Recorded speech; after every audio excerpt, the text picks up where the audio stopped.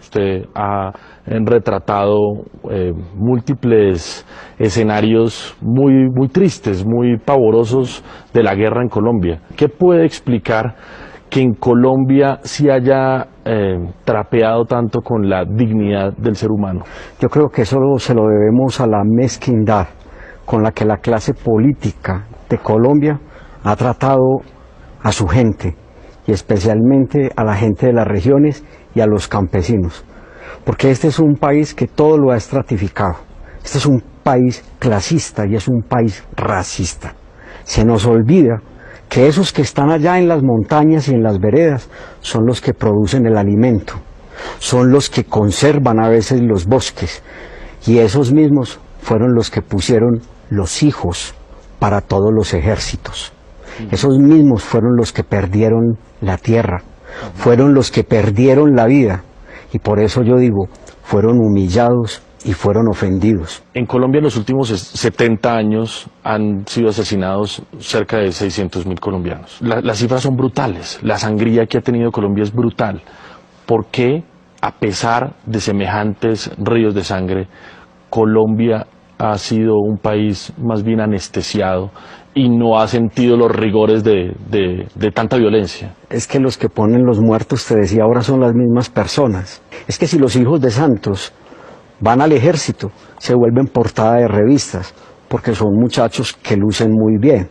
Hay hijos de otros presidentes que se vuelven negociantes, pero a la guerra jamás van a ir los hijos del poder. En este país se banalizó mucho la vida de las víctimas. Es que en este país los medios se especializaron fue en entrevistar comandantes. Comandantes del ejército, comandantes de guerrilla, después comandantes del paramilitarismo, alcaldes y gobernadores. Y mientras tanto, la gente huyendo a través de las montañas, atravesando ríos, las víctimas sí, desoídas. Las víctimas, atravesando ríos, cargando en sus brazos no solamente sus hijos, sino a veces un mico, un cerdo, una gallina. La guerra no tiene rostro de mujer, la guerra no tiene el rostro de esos niños y niñas que huyeron, de esos que resistieron, y es a esos a los que yo aprendí a enfocar, a ver con mi ojo, a ver con mi corazón. Y esas fotografías mías son para decir, aquí hay un testimonio, yo vi, yo registré o yo documenté, yo estoy contando una historia. Después no digan que no supieron. ¿Cómo hacemos para reconciliarnos en un país tan, primero lacerado por múltiples actores, pero además por una dirigencia política que se ha acostumbrado a atizar esos odios? Este es un país mayoritariamente católico.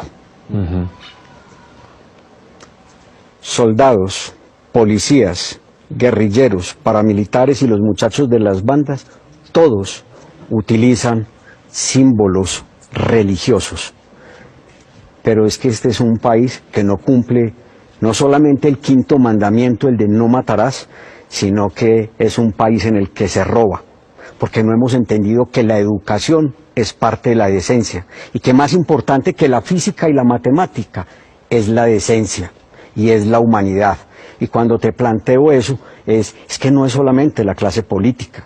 Yo le tendría que decir a los obispos de este país, en Colombia, la misma iglesia no ha trabajado para cohesionarnos en la reconciliación, en el amor y en la paz.